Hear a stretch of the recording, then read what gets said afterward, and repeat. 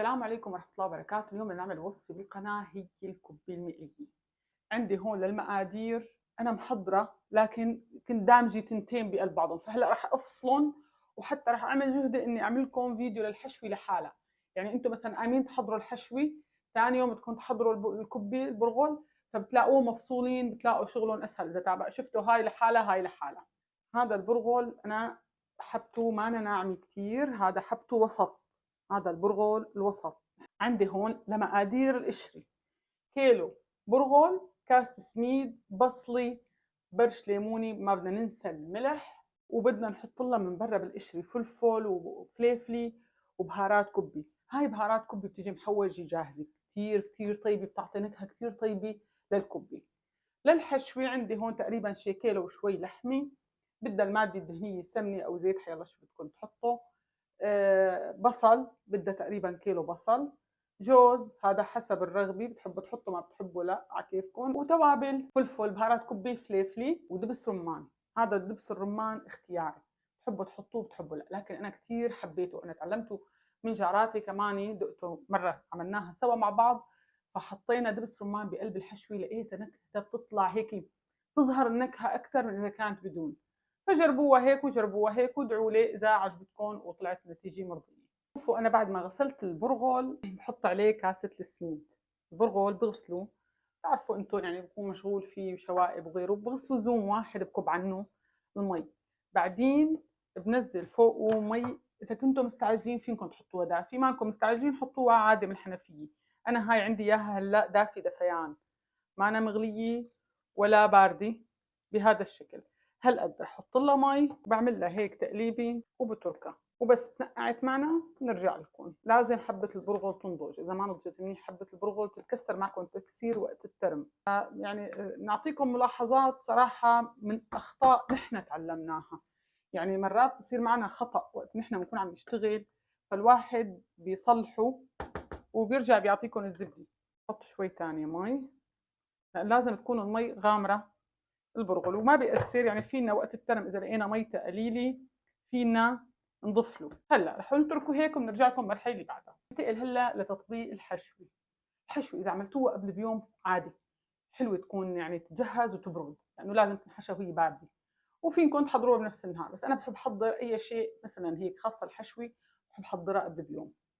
حطيت السمنه، حط اللحمه وفرمت البصله، يعني كل شيء حواليه جاهز. نبلش نقلب باللحمه بدون اي اضافات، ما بنضيف له شيء، ولا ملح ولا توابل. في ناس اول ما بتحط اللحمه بترش فوق الملح، تقوم بتفقي كلها مي. انا هلا هيك بدي اتركها واقلبها بس وصلت عندنا اللحمه لهي المرحله، شايفين ما فيها غير الدهن اللي طالعه منها. حطيت لها لسه لهلا شيء خالص. هلا بنزل البصل، بسم الله، بنعمل لهم تقليبه ببعضهم. شايفين هيك ما بتفقي عندكم الحشوه مي، وبتستفيدوا من البصلي انه وقت تنقلى الكبي بضل قلب الكبي هيك كثير طوبي، بيطلع اطيب. البصل كثير مناسب لكميه اللحمه.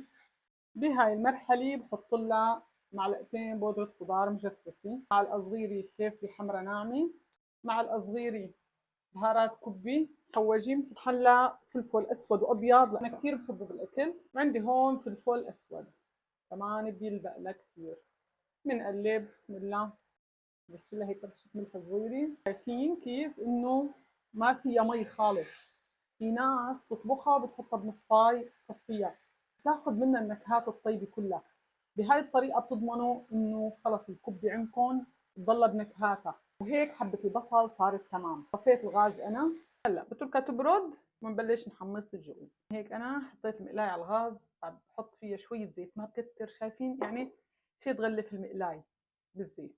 نزل الجوز، نزل الكمية كلها طبعا، وعلى قد الكمية اللي أنا بتلزمني بحط فوق الحشوة. يعني ما بحطها كلها، ممكن ما تلزمني كلها، فما بصير الواحد يحط شيء زيادة عن حده. بلش تقليب على مهله، ولا بتركها ولا ثانية.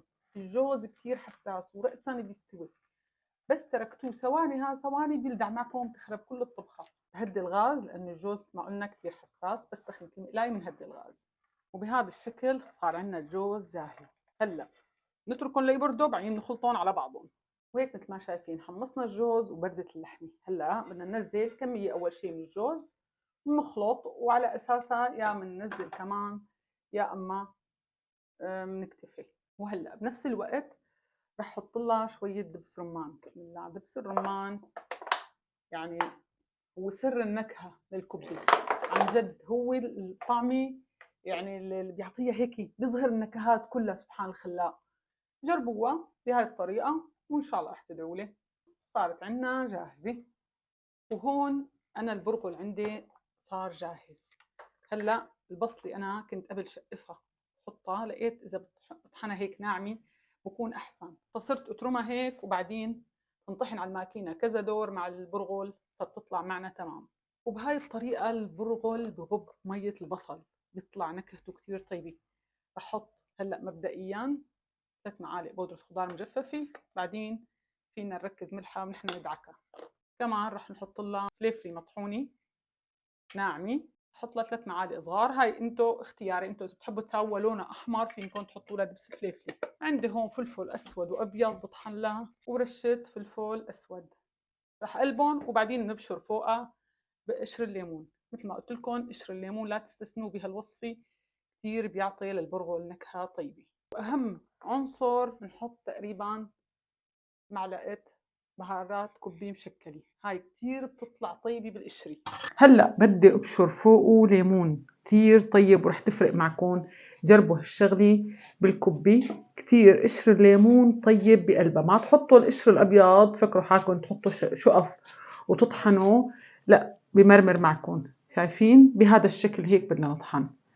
نبشر شو بيطلع معنا من الليمونه بنحط الله. وهلا هيك بعد ما طحنا شوفوا كيف شد كميه قشر الليمون. هلا رح بلش اطحن البرغل. طبعا ما رح شغل لكم والماكينه شغاله لانه عندي صوتها كثير عالي مزعج. رح اطحنها وارجع لكم. انا عندي رح فرجيكم عين الماكينه كثير كبير، فممكن اذا انتم عندكم اياها اصغر. شوفوا انا كيف انا عندي اياها فتحاتها كبيره، ما عندي اصغر منها، هيك اجت ماكينتي. فانتم اذا عندكم اياها اصغر بكفي دورين. انا ممكن اضطر 3 والرابعه ادعكها، يعني مثلا اللي لازم هي الدور الرابع لانه كل دورين يعتبروا دور بماكينتي اللي عينها ناعمه. فهاي بتفرق معي. انا هلا رح بلش طحن وبشوفكم بالمرحله اللي بعدها. انا هون هذا الوجه الاول. هلا رشيت ملح مثل ما شايفين. طبعا بعد ما نطحنها بنرجع مندوق البرغل لانه مثل ما بتعرفوا ما فيها هبره. هلا رح نرجع نعيد عليها وجه ثاني وبرجع لكم. وهيك شايفين كيف صارت عندي، عملتها 3 ادوار بس. هلا رح ادعكها شوي، يعني انتو اذا الايدين عندكم ما خرج فينكم تحطوها بالعجانه، فينكم ترجعوا تعملوها دور ثاني، فينكم تلاقوا اي حدا من الاولاد الشباب يدعك لكم اياها. هلا انا ما راح ادعكها كثير لانه ما شاء الله شايفين صارت عندي ممتازه. هلا بدعكها شوي وبدوق ملحه، ولازم نركز ملحه. اذا لقيناها بحاجه مي منبخ لها، ما أنا بحاجه ما منبخ. شايفين ما شاء الله بلشت تعطينا تتشكل معي. رح احط لها بخه صغيره، وما بننسى انه نحن وقت بدنا نلفها بدنا نلف ايدينا، ما بكتر شوي لانه ما فيها هبره ولا شيء، بنقدر ندوق براحتنا. وشايفين هيك بعملها هيك مشان تصير كل قطعه بقطعتها. هلا بقى لانه معي وقت انا بحضرها من بكير مشان خليها ترتاح بالبراد. لما بترتاح عجينتها بالبراد وبتبرد تشكيلة بيطلع فن تشكيلة. بنحطها بكيس خبز نظيف، نأمن انه الكيس يكون نظيف، وبنحطها بالبراد وبنشوفكم بالمرحلة اللي بعدها. وهيك بلشنا انتاج. مثل ما شايفين انا اول ما ببدأ بقلي كام قرص كبي، شوفوا مشان اتأكد انه شغلي بالسليم. اول شي بما يبردوا لانه سخنين كتير. رح فرجيكم لف الكبي. شوفوا انا كيف عاملة. فينكم من نفس العجينة تعملوا بني كبي إذا أنتم عندكم مناسبة مثلا. فينكم تعملوها بهذا الشكل مبوزة من فوق من تحت. فينكم تعملوها هيك مثل الليموني.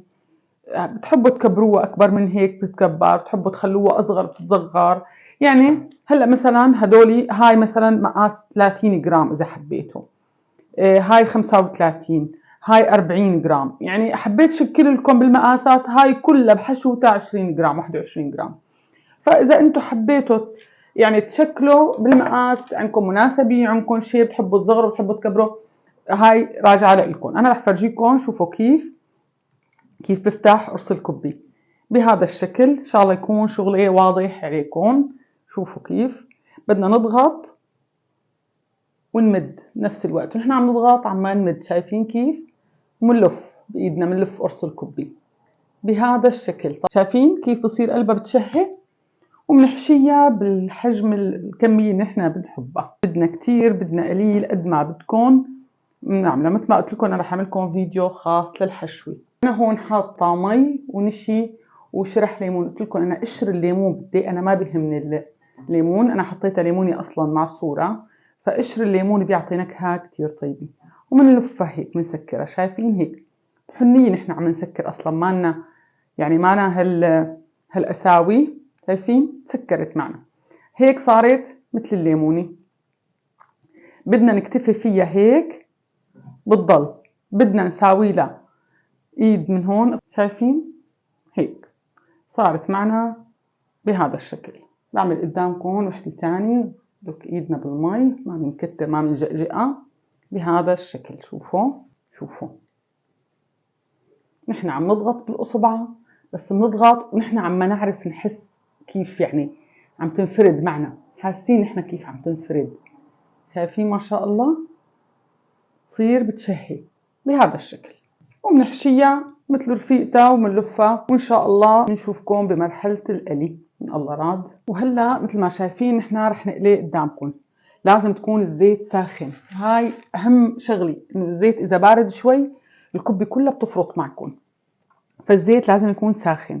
انا برجع هيك بعمل عليهم هيك بايدي، ولازم الزيت يغمر الكبة، ما لازم يكون طرف الكبة باين والا كمان بتفرط معكم. فانتبهوا لهاي النقط اللي انا عم اقول لكم اياها. شايفين؟ وما تكتروا، خاصة بأول وجبة بدكم تحطوها بالزيت. أول تم بتحطوه بالزيت حطوا 4 كوبايات بس، ما تكتروا عشان الزيت ما يكون، لأنه بكون أول وجبة بكون بارد شوي، فإذا برد كتير كمان ممكن يفكوا معكم الكوبايات يفرطوا. هاي شغلات أنا عم أقولكم إياها يعني عن تجربة. الواحد لما بيغلط ببداية حياته بكون عم يتعلم وبيغلط، فما بيحب يعني هاي الشغلات يغلط فيها حدا تاني، فعم أقولكم إياها. فإن شاء الله يا رب تستفادوا منا ونال الدعاء. أنا حطيت هذا ثالث تم هلا، غير طبعا التجربة اللي فرجيتكم إياها بأول الشغل. وشغلة تاني هلا بعد ما حطيناهم ما بندقرهم خالص، بس دقرتوه نعتبر الكبة كمان فرطت. نتركهم حتى ياخذوا تشميعة. بس أخذوا تشميعة. شوفوا أنا هدول طالعتهم، شايفين ما شاء الله شيء بشهي القلب. هدول الميني كبة بدي هدول لبنت ابني بتاكلهم. بتخلوها هيك لحتى تتشمع الكبة. بس تشمعت فينا نقلبها بقى.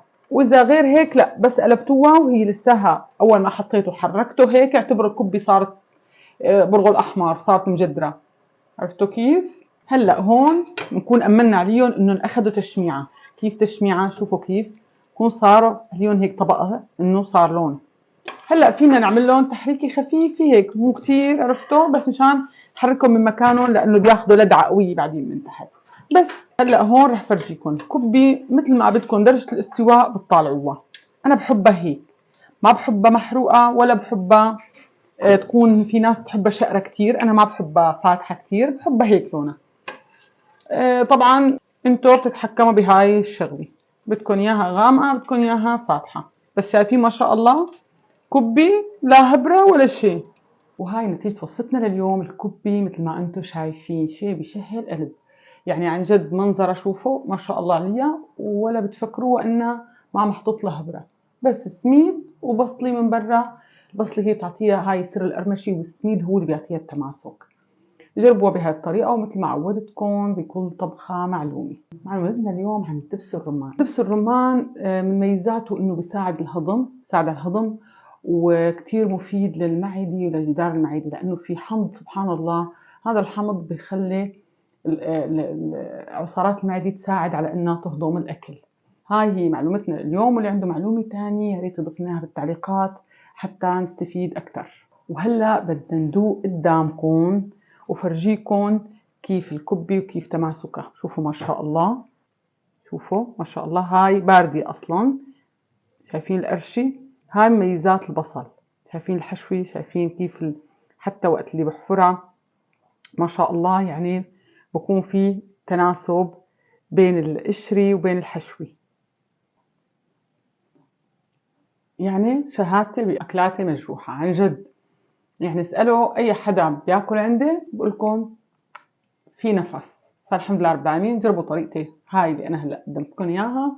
مثل ما قلت لكم رح نزل لكم تباعا سلسلة من وصفات اللي هي لها علاقة بالكبي، إن كان الحشوي أو القشري أو يعني شغلات تانية تفاصيل إن شاء الله بتفيدكم. وجربوا طريقتي وجربوا وصفاتي، وعاد وصفاتي ما بتعرفوا تجربوها إن شاء الله بجربوا. إعجابكم. نادوا عن حول أهل بالرحمة. والسلام عليكم ورحمة الله وبركاته.